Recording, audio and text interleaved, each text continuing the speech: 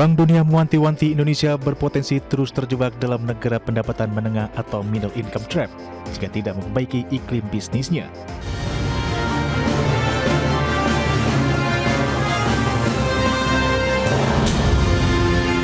Ya, pemirsa, Bank Dunia menyebutkan Indonesia berpotensi terus terjebak dalam negara pendapatan menengah atau middle income trap jika tidak memperbaiki iklim bisnisnya.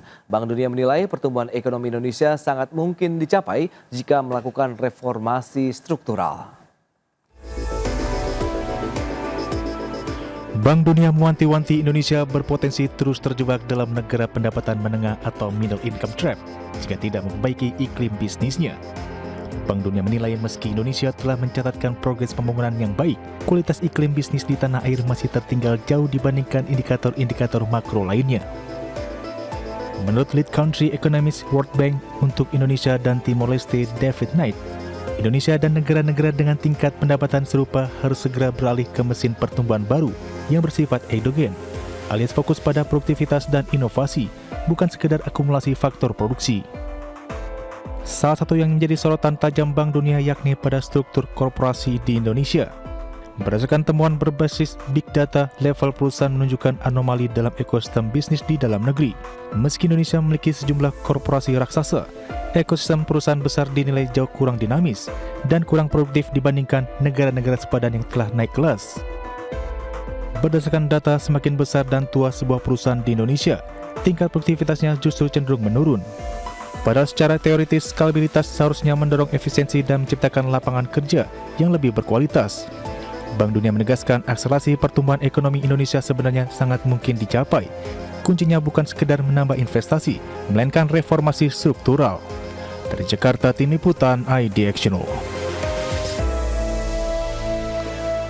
Baik pemirsa, untuk membahas tema kita kali ini, strategi melepaskan Indonesia dari jebakan negara berpendapatan menengah, kita sudah tersambung melalui Zoom bersama dengan Mas Nailul Huda, Direktur Ekonomi Digital Selios. Langsung saja kita sapa ini. Halo Mas Nailul, apa kabar? Halo Mas Frans, alhamdulillah baik. Baik, terima kasih juga atas waktu yang sempatkan Mas Nailul. Tadi sudah disampaikan begitu, Bank Dunia masih concern ya terhadap kondisi ekonomi Indonesia begitu saat ini. Dan Anda melihat bagaimana dengan upaya-upaya yang dilakukan kemudian, karena ini sudah ada ya warning berikutnya lah, karena ini kan bukan hal baru juga kalau kita lihat Bank Dunia sudah menyoroti terkait dengan posisi Indonesia begitu ya. Dan Anda melihatnya seperti apa ini Mas Nailul? Iya Mas Frans. Ini kalau ini saya ibaratkan ya, bahwa dulu pas sekitar 80-an, 70-an, mungkin 80-an lah ya, itu Indonesia itu bersaingnya dengan Korea Selatan sebagainya gitu kan. Kemudian kita tertinggal, kemudian kita mencoba untuk bersaing di kancah ASEAN. Kita bersaing dengan Thailand, dengan Malaysia dan sebagainya. Nah sekarang kita ketinggalan nih. Malaysia itu diprediksi bisa keluar dari middle income trap lebih cepat. Nah, Indonesia masih baru masuk middle income, dan untuk potensi terjebak di negara dengan middle income itu sangat besar. Karena kalau kita lihat, kalau tadi ya kita saingannya sama Malaysia, Thailand yang dua-duanya sudah dia berpotensi keluar, kita bersaing dengan Vietnam. Kemudian kalau kita kalah lagi, jangan-jangan kita memang selevelnya Kamboja, Laos dan sebagainya. Nah ini kan bisa kita lihat dari mana, dari sisi GNI per kapitanya. GNI per kapita kita ya kalau boleh kita bilang memang tumbuhnya memang cukup lambat gitu kan. Nah ini yang terjadi gitu. Nah kenapa sih GNI per kapita kita tumbuhnya cukup lambat? Ya karena pertumbuhan ekonomi secara ya garis besar dalam 10 tahun terakhir itu tidak pernah bisa lebih dari 5,2, 5,3, bermain di sekitar 5% saja Mas Pras. Makanya ini yang membuat potensi Indonesia terjebak dalam middle income trap itu sangat-sangat besar. Potensinya masih sangat besar. Bagaimana kita meningkatkan kelas kita nih ya di hadapan negara-negara ASEAN lainnya, bahkan kalau Mas Nailul bisa concern tadi ya. Nah ini sudah bergabung Pak Sarman Simanjorang, ini beliau adalah Ketua Bidang Hubungan Antar Lembaga Asosiasi Pengusaha Indonesia Pindo. Langsung saja kita sapa. Halo Pak Sarman, apa kabar? Halo, selamat pagi Mas. Ya, selamat pagi. Baik Pak Halo, Sarwan, Dr. ini Noel. baru berbincang terkait dengan Bank Dunia ini, World Bank yang sudah memberikan concern lagi nih kepada Indonesia ya terkait dengan upaya-upaya untuk bisa meningkatkan kelas kita lagi tidak terjebak dalam pendapatan kelas menengah. Dari kacamata Apindo melihatnya bagaimana? Dari sisi mana yang mungkin perlu kita segera tingkatkan begitu, Pak Sarman? Ya, kalau ini menjadi warning ya bagi kita ya bahwa Bank Dunia ini memberikan satu penilaian ya terhadap isu bahwa kita ini jangan sampai terjebak terhadap middle income trap ini dalam hal ini. Ya. Saya lihat ada beberapa catatan dari Bank Dunia. Pertama itu adalah menyangkut reformasi struktural yang lebih dalam pada iklim usaha. Kemudian juga mereka juga menyoroti bahwa ekosistem perusahaan besar di Indonesia ini kurang dinamis ya dan kurang produktif. Nah, ini catatan mereka. Oke. Yang ketiga adalah mengenai produktivitas. Nah, mereka juga soroti itu dan juga mereka lihat bahwa 83% tenaga kerja kita ini bekerja di sektor informal ya dalam hal ini. Nah, sehingga memang catatan-catatan dari Bank Dunia ini perlu kita respon secara positif ya. Artinya bahwasanya pemerintah harus fokus membenahi ini ya dari sisi katakanlah produktivitas misalnya. Nah, ini itu yang harus kita benahi terutama dalam ketenagakerjaan kita. Oke. Bahwasanya saat ini bagaimana kita mengalihkan tenaga kerja kita bukan lagi didominasi oleh sektor informal tapi sudah harus ke sektor yang formal dalam hal ini. Karena bagaimanapun ini akan berkaitan dengan daya beli masyarakat, pendapatan masyarakat dalam hal ini. Oke. Ya, ketika lapangan pekerjaan kita terbatas, ya bukan pendapatan masyarakat kita. Begitu Mas Pras. Baik, nah ini dia. Lantas kalau dari sisi pelaku usaha, apakah Anda merasakan stagnasi di sana begitu Pak Sarman atau bagaimana? Dalam artian upaya-upaya yang sudah dilakukan nampaknya masih perlu dioptimalkan lagi begitu Pak? Ya, halo Pak Sarman. Oh iya, Ya. betul. Terutama ini ya, kita lihat misalnya dari sisi kualitas tenaga kerja kita misalnya. Halo, Ya, silakan. Mas Pras, bisa dengar ya? Ya, sudah Pak. Ya, misalnya dari sisi tenaga kerja kita misalnya, kita harus mengakui bahwa 90% tenaga kerja kita ini itu kan masih didominasi oleh pendidikan menengah ke bawah.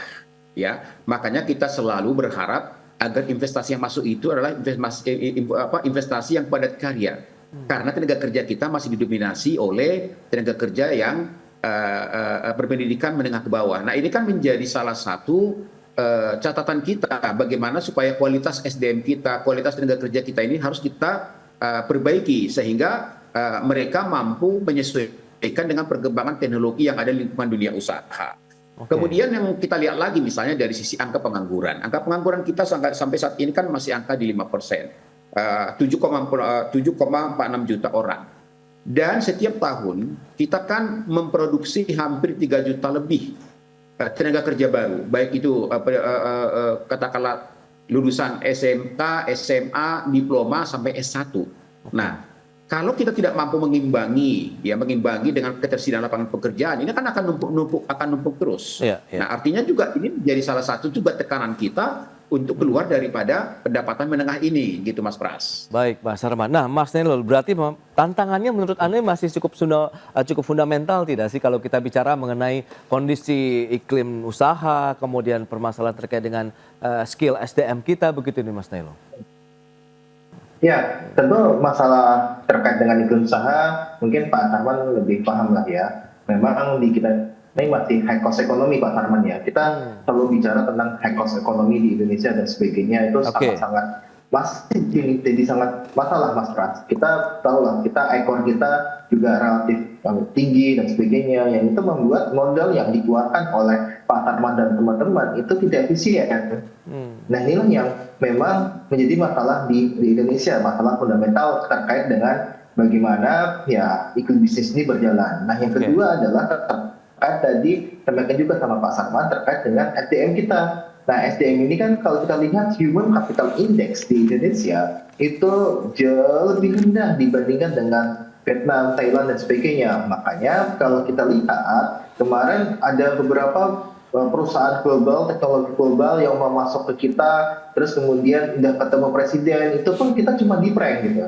Kita cuma hanya lewat saja, mereka akhirnya berinvestasi di negara lain di ASEAN. Jadi itu yang menurut saya juga berkaitan dengan sumber daya manusia kita yang memang masih cukup belum bisa bersaing. Nah, makanya ini dari sisi pendidikan dan sebagainya itu juga harus diperhatikan. Nah, yang tidak kalah menarik adalah terkait dengan logistik cost, Mas Pras. Ini menjadi satu yang memang kita bahas terus, logistik cost ini tidak pernah turun gitu. Jadi masih tinggi sekali logistik cost kita loh. Kita tahu lah kita negara kepulauan, tapi bukan itu tidak jadi alasan kita tidak bisa menyelesaikan masalah logistik cost gitu kan. Artinya ada ketemu masalahnya apa dan sebagainya, tapi kita tidak mau menyelesaikan. Jadi memang ini yang terjadi, Mas Pras. Jadi 3 hal itu menurut saya yang menjadi fundamental. Tentu di balik itu juga masih banyak faktor-faktor lainnya ataupun masalah-masalah lainnya. Itu dia, berarti terkait dengan infrastruktur ya, kemudian logistik yang biaya tinggi ini juga harus kita tuntas. Kita akan bahas lagi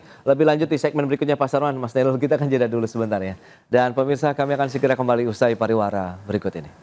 Baik pemirsa, kita lanjutkan kembali perbincangan bersama dengan Mas Nailul Huda, Direktur Ekonomi Digital Selius, kemudian juga dengan Bapak Sarman Simanjorang, Ketua Bidang Hubungan Antar Lembaga Apindo. Nah ini dia Pak Sarman, kalau tadi juga menjadi concern ataupun hal yang disoroti begitu ya, highlights dari Selius sendiri adalah selain itu adalah transportasi atau biaya logistik tinggi, kemudian bagaimana dengan energi. Nah ini kan menjadi satu hal yang kita mungkin perhatikan dan mungkin sering kita diskusikan bersama juga Pak Sarman dengan Mas Nailul terkait dengan energi dan lain-lain. Apakah ini akan permasalahan yang akan terus-menerus, jangka panjang masih akan terjadi di Indonesia atau bagaimana Pak Sarman? Ya, jadi memang gini, saya setuju dengan Mas Huda tadi ya, bahwa memang biaya logistik kita ini kan terus terang aja kita masih kalah banget ya. Kita di tahun 2025 itu kita masih di kisaran 14,29% ya, sampai 3% dari PDB kita. Artinya ya pemerintah harus fokus gitu loh, harus fokus bagaimana kita membenahi infrastruktur kita, terutama sebenarnya dulu waktu isu Pak Jokowi pertama kali dulu mencalonkan diri, itu kan ada isu namanya tol laut itu. Ya, tol laut itu. Tapi kita lihat itu buktinya kan kelihatan hilang di tengah jalan gitu. Padahal itu kalau diteruskan sebenarnya itu akan mampu menekan daripada biaya logistik kita. Karena boleh dikatakan kan saat ini kan kita dinominasi transportasi darat kan. Ya, di satu sisi dengan luas wilayah kita yang seperti ini kita bisa menekan harga kos kita dengan infrastruktur yang seperti saat ini, biaya logistik kita akan turun kalau hanya dari darat. Jadi artinya bahwa memang tol laut ini menurut saya, karena ini negara kepulauan, sesuatu yang harus ditindaklanjuti oleh pemerintah dan jangka panjang, gitu kan ya. Bisa dibayangkan misalnya seperti ini, misalnya kebutuhan masyarakat di Papua itu terpusat hanya di Jayapura, ya kan. Terus dari Jayapura itu semuanya ke pegunungan, ke yang lain-lain itu adalah naik darat, naik pesawat. Bagaimana coba kosnya itu nggak tinggi sekali gitu loh. Padahal di Papua itu kalau dibangun tol laut itu sangat-sangat mampu menekan bisa 60% itu gitu. Nah ini contoh-contoh nyata lah dalam hal ini, sehingga memang kita harapkan bahwa swasembada pangan, swasembada energi, kemudian juga tol laut ini saya rasa jangka menengah panjang sesuatu yang betul-betul difokuskan oleh pemerintah. Baik, dan kita tahu ini peringatan tidak sekali mungkin kalau misalnya kita lihat lembaga-lembaga dunia yang menyoroti Indonesia untuk bisa terlepas dari jebakan kelas menengah ini, Mas Nailul. Lantas langkah apa yang mungkin harus bisa dituntaskan kalau memang tadi kita sudah sama begitu bahwa ini adalah permasalahan fundamental yang harus segera diselesaikan, tapi siapa yang mungkin nanti akan menjadi dirijennya begitu, dalam artian ini harus segera dituntaskan kalau kita memang ingin terlepas dari jebakan kelas menengah ini, Mas Nailul. Ya, tentu kita berharap pada presidennya, Mas Pras ya. Kita pasti berharap pada presiden karena ini kan permasalahan kan lintas sektoral kan. Kita dulu sangat berharap sebenarnya logistik cost itu bisa berkurang di zamannya Pak Jokowi gitu kan, dengan tol laut dan sebagainya pas di kampanyenya ya. Itu kita bisa berharap ada penyelesaian masalah di situ. Dulu kalau salah Pak SBY juga ada penduduk Nusantara juga gitu kan ya, tapi juga belum terselesaikan juga. Nah, Kemudian kalau kita lihat di masalah ini kan sebenarnya Bappenas juga sudah mewanti-wanti dan sebagainya bahwa pertumbuhan kita harus 6% nih, minimal 6 sampai 7% untuk bisa bisa kita bilang menuju ke negara maju. Tapi kalau kita lihat ini bukan hanya terkait dengan pertumbuhan ekonomi kita mungkin kalau kita lihat mungkin bisa ke 6 sampai 7%, tapi bagaimana cara menuju ke sana? Nah ini kan jadi pertanyaannya kan. Tadi kalau misalkan saja human capital index saja, ini kita angkanya di 0,54 atau 55 sekian gitu. Nah ini masih jauh dibandingkan dengan human capital index di negara-negara maju yang sudah 0,8. Kemudian kalau di Singapura itu 0,8, kalau di beberapa negara itu 0,8. Terus kemudian kalau tadi terkait dengan logistik cost itu kita masih di angka 14 sampai 16% Pak Sarman ya. Terus kemudian negara maju berapa sih? Negara maju itu 8% dari PDB-nya. Jadi memang ini sangat jauh sekali Mas Sapir. Ini yang kita harapkan. Oke. Tapi apakah mungkin ada potensi kita mencari sumber ekonomi baru untuk bisa mendorong pertumbuhan ekonomi Indonesia? Mengingat kan penyebab kita masih terjebak di middle income trap kan ada beberapa hal gitu. Ada ketergantungan pada sumber daya alam saja, kurangnya inovasi dan teknologi, iklim investasi yang masih menjadi tantangan, dan kualitas pendidikan. Kalau kita tarik lagi, tadi Pak Sarman menekankan terkait dengan kualitas SDM ataupun tenaga kerja Indonesia nih Mas Nailul. Ya. Ini yang sering kita lupakan juga, diversifikasi ekonomi. Nah, indeks diversifikasi ekonomi Indonesia memang masih bisa kita bilang masih cukup rendah lah dibandingkan dengan negara-negara lain. Kita memang tidak serta-merta langsung bisa switching gitu ya. Nah, tentu ini juga harus ada strategi yang untuk menuju ke sana gitu kan. Dan sebenarnya paling ditunggu sama dari teman-teman dunia usaha dan sebagainya adalah efisiensi untuk penggunaan modal di Indonesia, Mas Pras. Kita tahu lah di Indonesia ketika kita ingin membangun sesuatu itu uang istilahnya sakosnya itu cukup banyak gitu. Kalau kita lihat untuk membangun misalkan kita butuh 10 miliar.